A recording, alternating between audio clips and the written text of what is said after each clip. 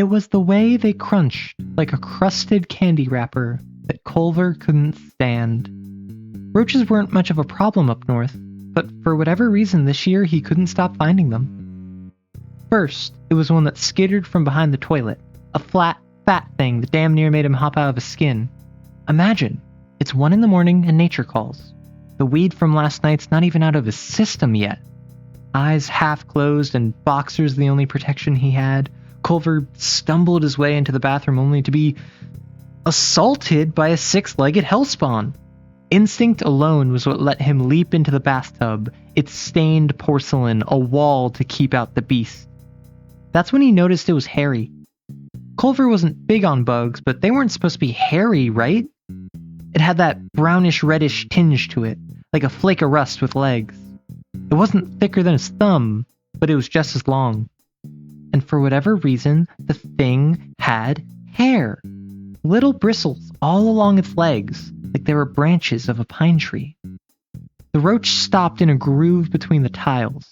It stood there, menacingly. But Culver was a man hiding in his bathtub in nothing but boxers with the word juicy stamped on the ass, but a man nonetheless.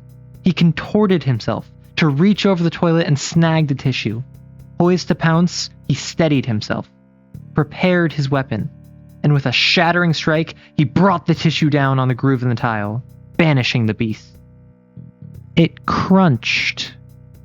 The roach didn't splurt or spurt, it didn't crush either. It crinkled, but at the same time, it crumbled. It wriggled, and he could feel it writhing against his fingers through the tissue. All 6 of its legs caressed his hand with their hairy embrace, tickling his palm. It seemed to curl along the bend of his fingers, each of them as if it were split in 5.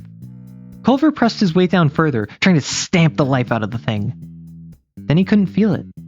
It wasn't just that it stopped wriggling, he only felt the flat linoleum floor. Hoisting himself up with some effort, Culver pulled the tissue away to reveal nothing. Not a bug, not a stain, not even a stray hair. He checked the tissue, but no dice. The only proof that roach ever existed was the fading tingle against his fingers. The second time Culver found a roach, it was in his room the next day. He got out of bed at noon because, let's face it, the success of a job hunt wouldn't change if he started at 1 instead of 9. He was a bit paranoid walking into the bathroom, but a quick surveying of the terrain assured him he was safe. Not that he was worried or anything, but maybe he kept an eye on the floor while brushing his teeth. But some famous person said, it is not the enemy you are looking for which is the greatest threat, but the one you are not. So certainly, you can forgive him for screaming when he pulled a shirt out of his drawer and a bug fell out. It flipped like a coin as it fell, it was so flat. But as soon as it hit the ground, it beelined towards him. Culver threw himself onto his bed, kicking his feet up so they wouldn't touch the carpet this roach was prowling through. After shifting so just his head peeked over the edge of his covers, he couldn't see a damn thing. Culver was no neat freak, but he kept his place as tidy as he could, so there wasn't anywhere for this monster to hide. Yet as he stared down into this beige carpet, where this rusty-looking, pine-tree-armed freak of nature would stand out harder than Culver in a boardroom, not a trace of the roach. Then he felt something brush against his leg.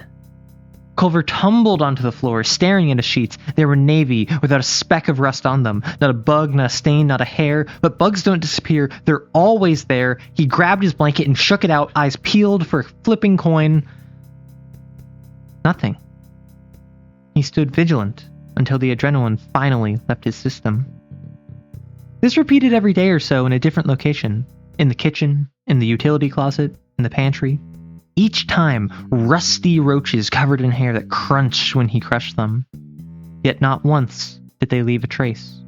The only persistence of the infestation he had was the skittering he heard from the attic each night, the sound of 2 pieces of sandpaper rubbing against one another, muffled only by the thin drywall.